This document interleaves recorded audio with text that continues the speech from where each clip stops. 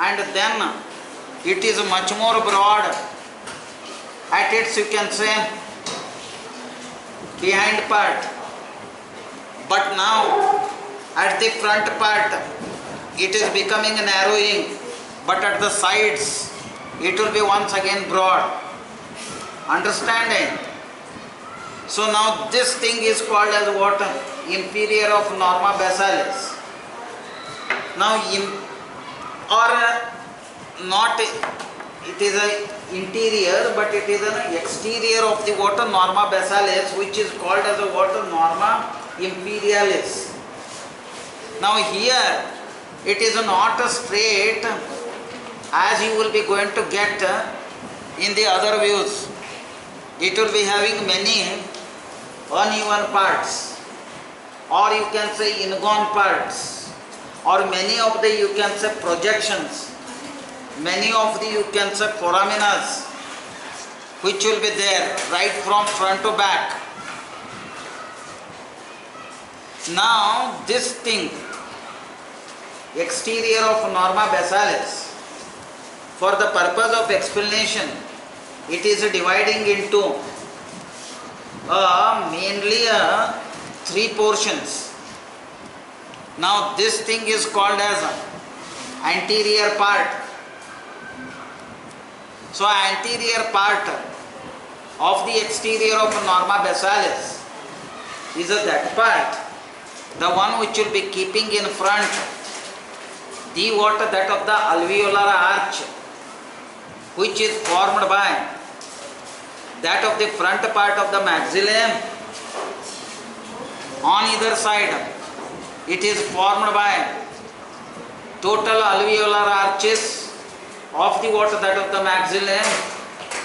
Apart from that, inferior border of that of the zygomatic arch. Now behind it will be having, and it is bounded by, that of the, you can say, back portion of palatine bone, as well as this part. This is called as medial and the lateral pterygoid plates. Pterygoid plates. So this is what the limit for anterior part of exterior of Norma basalis. Now you have got from this point to the water, this point, what you see, this is what is said to be as a middle part of exterior of Norma basalis.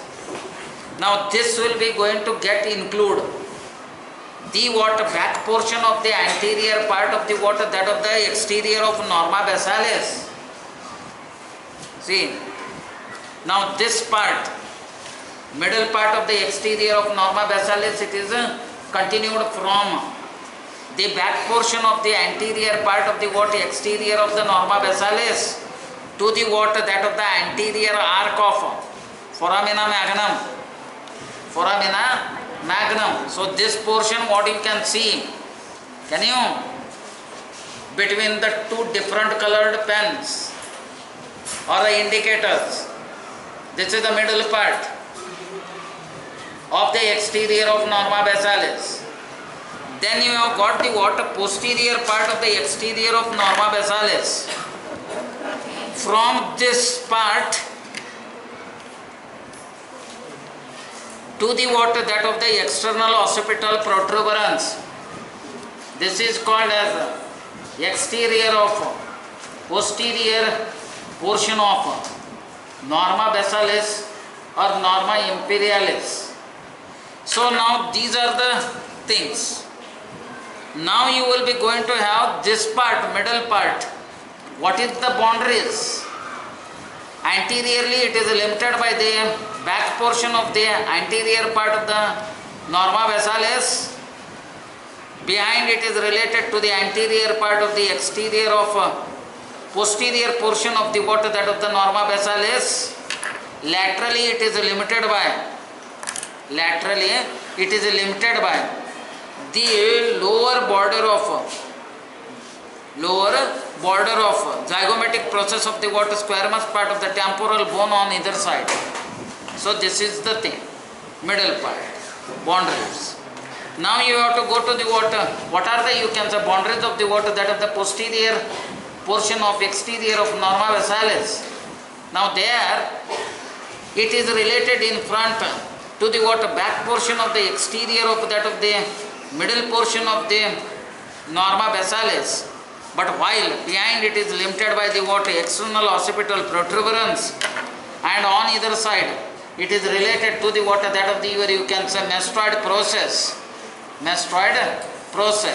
So this is what the boundaries of that of the exterior of norma basalis, anterior part, middle part and the posterior part. Now these are said to be as a part, but when you study in future, internally these things, anterior part, middle part and the posterior part of exterior of norma basalis, at the point when you will be studying in future, they will be going to correlate, they will be going to synonymously talk, or what you say correspondingly becomes as a what anterior cranial fossa, middle cranial fossa and the posterior cranial fossa. These parts becomes as a fossa. Now I will turn this just to correlate of my saying. Now I will be turning this into another view. So these things. So this is called as a anterior cranial fossa, which is corresponds to the anterior part.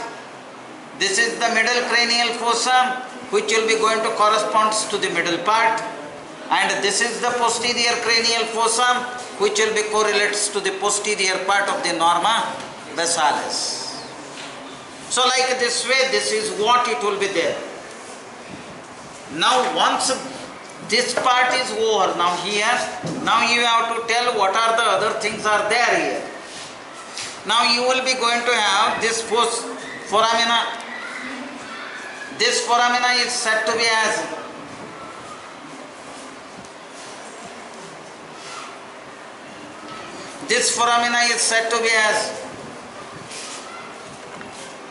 a foramina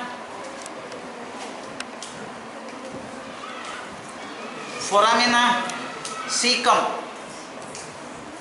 Now from this foramina cecum, you will be going to have a water that of the where you can say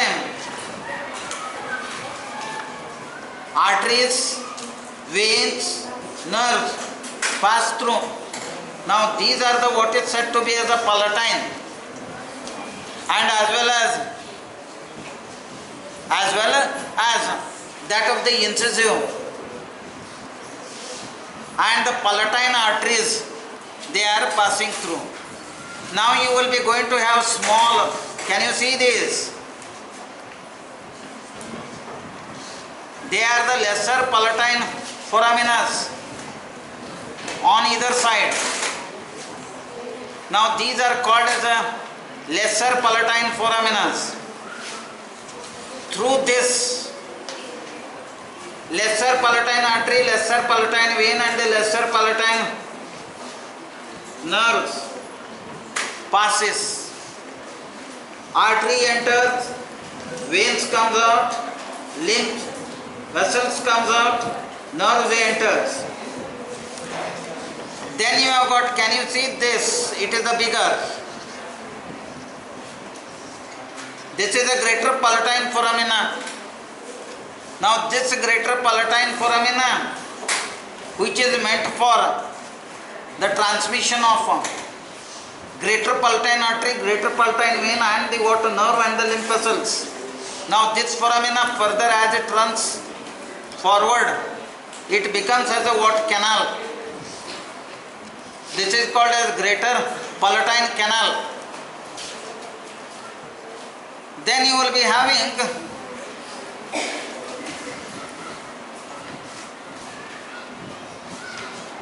further this part.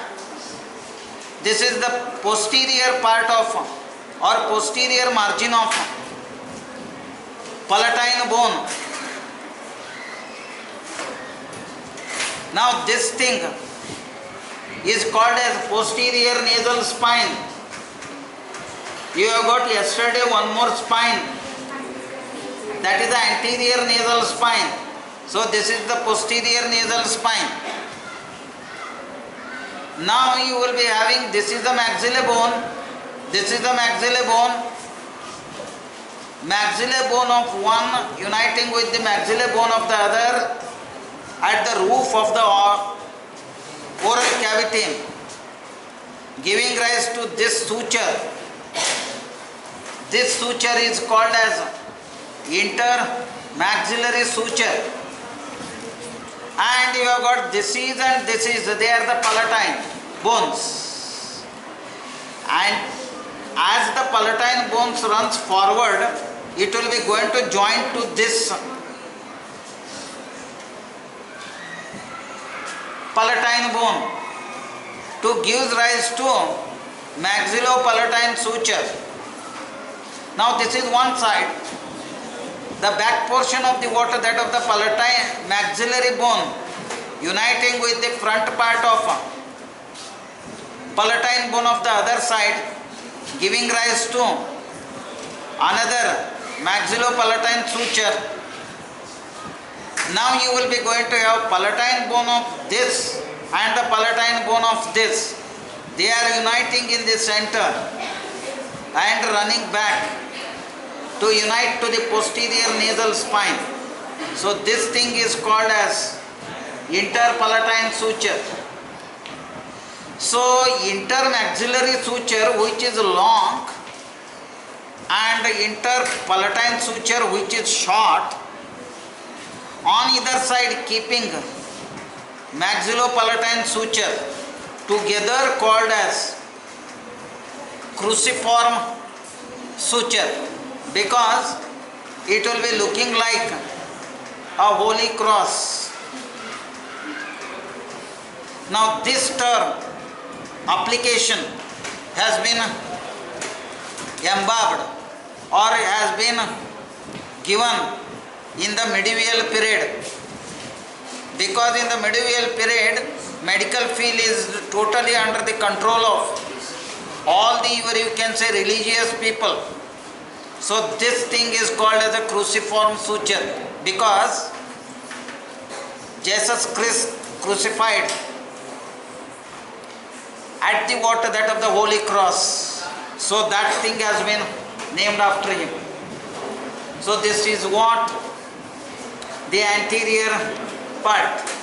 Now the, you can say, on either side, laterally, the anterior part of the water, that of the, you can say, anterior portion of the exterior of norma basalis, it is completely guarded by a sockets for the alveoli of upper jaw teeth, 8 on either side. They are named from front to back: 2 incisive, 1 canine, 2 premolar and 3 molar.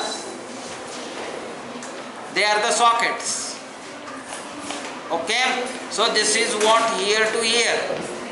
This is the anterior part of exterior of norma basalis. So